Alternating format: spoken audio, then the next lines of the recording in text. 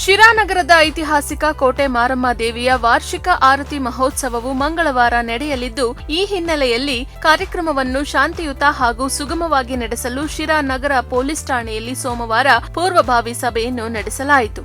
DYSP Shekhar ಅವರ ಅಧ್ಯಕ್ಷತೆಯಲ್ಲಿ ನಡೆದ ಸಭೆಯಲ್ಲಿ ಆರತಿ ಮಹೋತ್ಸವದ ವೇಳೆ ಕೈಗೊಳ್ಳಬೇಕಾದ ಭದ್ರತಾ ಕ್ರಮಗಳು, ಸಂಚಾರ ವ್ಯವಸ್ಥೆ ಹಾಗೂ ಕಾನೂನಿನ ಸುವ್ಯವಸ್ಥೆ ಕುರಿತು ಸಮಗ್ರ ಚರ್ಚೆ ನಡೆಸಲಾಯಿತು. ಇನ್ನು ಈ ಒಂದು ಸಭೆಯನ್ನುದ್ದೇಶಿಸಿ ಮಾತನಾಡಿದ ಡಿವೈಎಸ್ಪಿ ಶೇಖರ್, ಮಹೋತ್ಸವದ ಸಂದರ್ಭದಲ್ಲಿ ಯಾವುದೇ ಅಹಿತಕರ ಘಟನೆಗಳು ನಡೆಯದಂತೆ ಅಗತ್ಯ ಪೊಲೀಸ್ ಬಂದೋಬಸ್ತ್ ವ್ಯವಸ್ಥೆಯನ್ನು ಮಾಡಲಾಗಿದ್ದು, ಕಾರ್ಯಕ್ರಮದ ಸ್ಥಳದಲ್ಲಿ ಹೆಚ್ಚಿನ ಪೊಲೀಸ್ ಸಿಬ್ಬಂದಿಯನ್ನು ನಿಯೋಜಿಸಲಾಗುವುದು ಎಂದು ತಿಳಿಸಿದರು. ದಿನಾಂಕ 4/8/2026 ಶಿರಾ ಟೌನು ಮತ್ತು ಕಳ್ಳಂಬೆಳ್ಳ ಠಾಣಾ ಸರದಿನ ತರೂರು, ಅಜ್ಜೇನಹಳ್ಳಿ ಮತ್ತು ಹಾಲೇನಹಳ್ಳಿ ಮುಂತಾದ ಗ್ರಾಮಗಳಲ್ಲಿ ಗ್ರಾಮ ದೇವತೆಯಾದ ಮಾರಮ್ಮನ ಹಬ್ಬವನ್ನು ಆಚರಣೆ ಮಾಡ್ತಾ ಇದ್ದಾರೆ.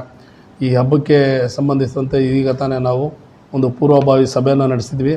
ಮತ್ತು ಎಲ್ಲ ಗ್ರಾಮಸ್ಥರಲ್ಲಿ ಮತ್ತು ಮುಖಂಡರಲ್ಲಿ ಒಂದು ಮನವಿ ಏನೆಂದರೆ, ಯಾವುದೇ ದೇವರ ಹೆಸರಿನಲ್ಲಿ ಯಾವುದೇ ರೀತಿಯ ಪ್ರಾಣಿ ಬಲಿಯನ್ನು ಕೊಡುವುದನ್ನು ಸಂಪೂರ್ಣವಾಗಿ ನಿಷೇಧಿಸಲಾಗಿದೆ. ಈ ಹಬ್ಬಗಳಿಗೆ ನಾವು ಸೂಕ್ತ ಪೊಲೀಸ್ ಬಂದೋಬಸ್ತ್ ಮಾಡಿದ್ದೀವಿ. ಮುನ್ನೆಚ್ಚರಿಕೆ ಕ್ರಮವಾಗಿ ಫ್ಲೆಕ್ಸ್ಗಳು ಮತ್ತು ಬ್ಯಾನರ್ಗಳನ್ನು ಪ್ರಾಣಿ ಬಲಿ ನಿಷೇಧದ ಬಗ್ಗೆ ನಾವು ಅಳವಡಿಸಿದ್ದೀವಿ, ಜನರುಗಳಲ್ಲಿ ಅವೇರ್ನೆಸ್ ಮೂಡಿಸೋಕ್ಕೋಸ್ಕರ. ಮತ್ತು ಕಣ್ಗಾವಲಾಗಿ ಸಂಬಂಧಪಟ್ಟ ಪ್ರದೇಶದಲ್ಲಿ CCTV ಕೂಡ ನಾವು ಅಳವಡಿಸ್ತಾ ಇದ್ದೀವಿ. ಯಾರಾದರೂ ಕಾನೂನು ಉಲ್ಲಂಘನೆ ಮಾಡಿ ಯಾವುದೇ ರೀತಿಯ ಪ್ರಾಣಿಯನ್ನು ಬಲಿ ಕೊಟ್ಟರೆ ಅವ್ರ ಮೇಲೆ ನಿರ್ದಾಕ್ಷಿಣ್ಯವಾಗಿ ಕಾನೂನು ರೀತಿ ಕ್ರಮವನ್ನು ಜರುಗಿಸಲಾಗುತ್ತದೆ. ಎಲ್ಲರೂ ದಯಮಾಡಿ ಸಹಕರಿಸಬೇಕಾಗಿ ಪೊಲೀಸ್ ಇಲಾಖೆ ಮುಖಾಂತರ ನಾವು ಕೋರ್ತಾ ಇದ್ದೀವಿ. ಧನ್ಯವಾದ.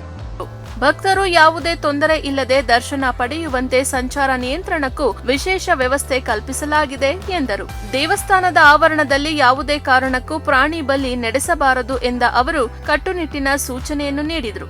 ಸರ್ಕಾರದ ನಿಯಮಗಳನ್ನು ಎಲ್ಲರೂ ಪಾಲಿಸಬೇಕು ಹಾಗೂ ಸಾರ್ವಜನಿಕರು ಮತ್ತು ಭಕ್ತರು ಕಾನೂನು ಸುವ್ಯವಸ್ಥೆ ಕಾಪಾಡುವಲ್ಲಿ ಪೊಲೀಸ್ ಇಲಾಖೆಗೆ ಸಂಪೂರ್ಣ ಸಹಕಾರ ನೀಡುವಂತೆ ಮನವಿ ಮಾಡಿದರು. ಸಭೆಯಲ್ಲಿ ಶಿರಾನಗರ ಪೊಲೀಸ್ ಠಾಣಾ ಸಿಪಿಐ ಪ್ರವೀಣ್ ಕುಮಾರ್, ಸುನಿಲ್, ಕೋಟೆ ಲೋಕೇಶ್, ನಗರಸಭೆ ಸದಸ್ಯ ರಫೀವುಲ್ಲಾ, ದೇವಸ್ಥಾನದ ಕೈವಾಡಸ್ಥರು ಹಾಗೂ ಸಾರ್ವಜನಿಕರು ಉಪಸ್ಥಿತರಿದ್ದು ಮಹೋತ್ಸವವನ್ನು ಶಾಂತಿಯುತವಾಗಿ ಯಶಸ್ವಿಗೊಳಿಸಲು ಸಹಕರಿಸುವ ಭರವಸೆಯನ್ನು ನೀಡಿದರು. ಇಸ್ಮಾಯಿಲ್ ಜಬೀವುಲ್ಲಾ ಖಾನ್, ಪ್ರಗತಿ ಟಿವಿ, ಶಿರಾ.